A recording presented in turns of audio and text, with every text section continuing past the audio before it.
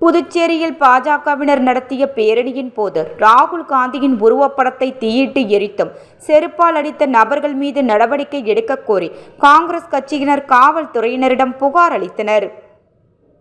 பிரதமர் நரேந்திர மோடி மற்றும் அவரது தாய் குறித்து சர்ச்சையான கருத்துக்களை காங்கிரஸ் கட்சியின் எம்பி ராகுல் காந்தி தெரிவித்ததாக கூறி புதுச்சேரி மாநில பாரதிய ஜனதா கட்சியினர் காங்கிரஸ் கட்சி அலுவலகத்தை முற்றுகையிட முயன்றனர்.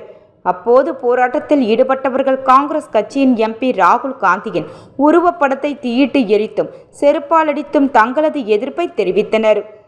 இந்நிலையில் ராகுல் காந்தியின் உருவப்படத்தை அவமதித்ததற்கு எதிர்ப்பு தெரிவித்து காங்கிரஸ் கட்சியின் துணைத் தலைவர் அனந்தராமன் தலைமையில் காங்கிரஸ் கட்சியின் சட்டமன்ற கட்சித் தலைவர் வைத்தியநாதன் உள்ளிட்ட நிர்வாகிகள் பெரியகடை காவல் நிலையத்தில் ஆய்வாளர் ஜெயசங்கரிடம் புகார் அளித்தனர்.